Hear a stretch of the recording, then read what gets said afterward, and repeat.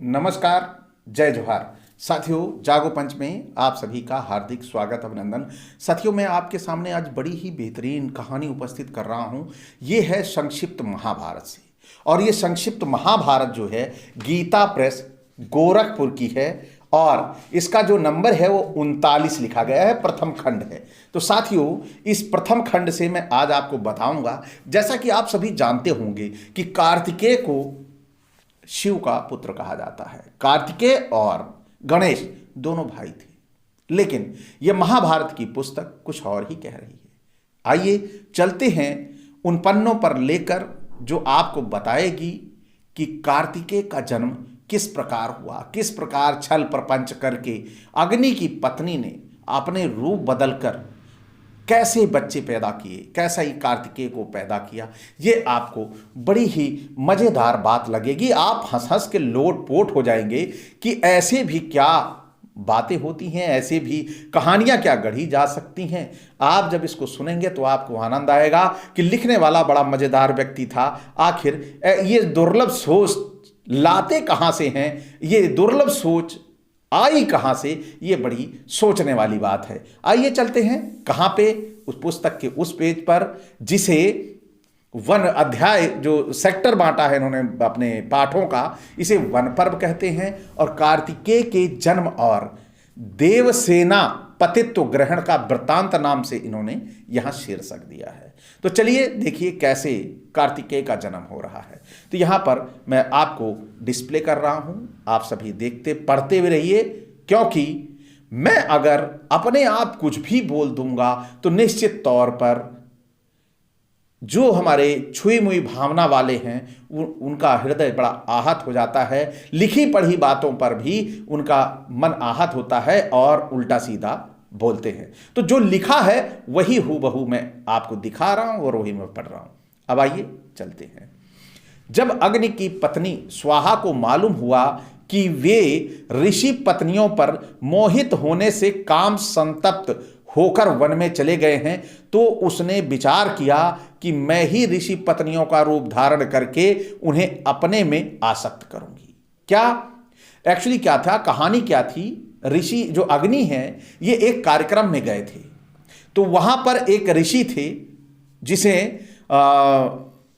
वहां उनकी ऋषि की पत्नियों को देखकर वो बेचारे मतलब ये समझो कि उसे देखकर, अंगिरा ऋषि थे, उनकी पत्नियों को देखकर वो मोहित हो गए और काम अग्नि में जल रहे थे, तप्त हो रहे थे। तो उन्होंने प्रण कर लिया था कि अब मैं जा रहा हूं, अपना जीवन समाप्त कर लूंगा।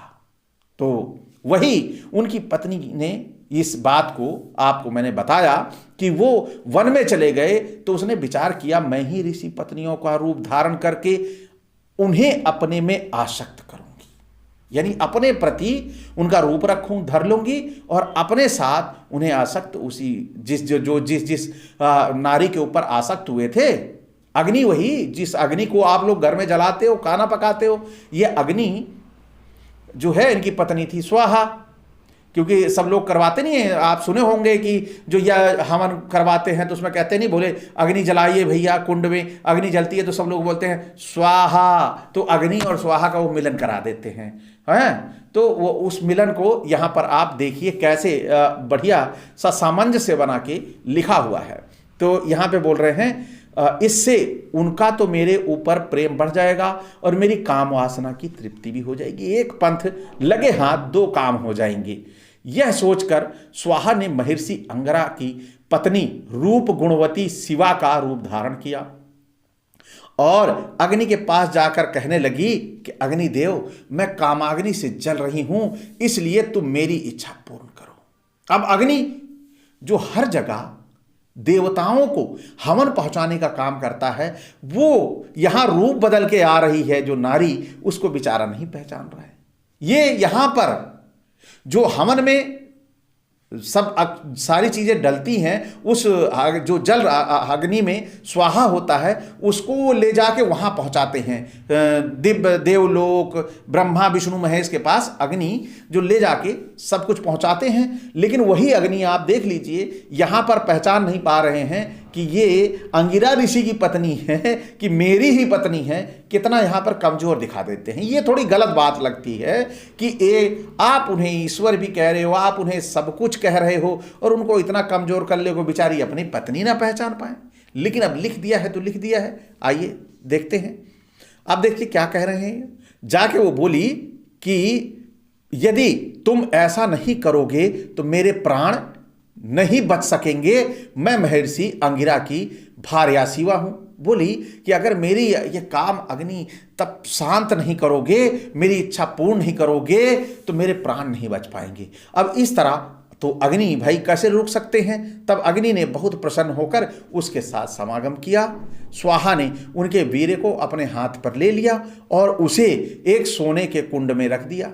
इसी प्रकार स्वाहा ने सप्त ऋषियों में से प्रत्येक की पत्नी का रूप धारण करके अग्नि की काम शांति की, यानी उनकी जो काम भावना थी वो शांत की। किंतु अरुंधति के तप और पातिव्रत्य के प्रभाव से उसका रूप धारण नहीं कर सकी।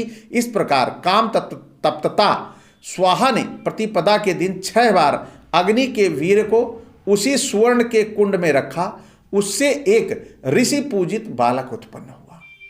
अब आप गौर करिएगा, जो सोने के कुंड में उसने वीर्य रखा था उससे एक बच्चा पैदा हुआ, ऋषि पूजित बालक उत्पन्न हुआ।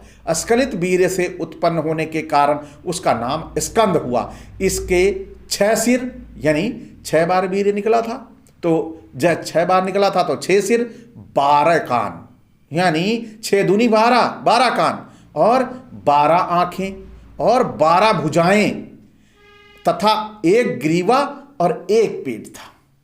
यानी अब होना क्या था, जब 6 सिर हो रहे हैं तो आंखें 2 हैं तो 12 हो जा रही हैं, है ना।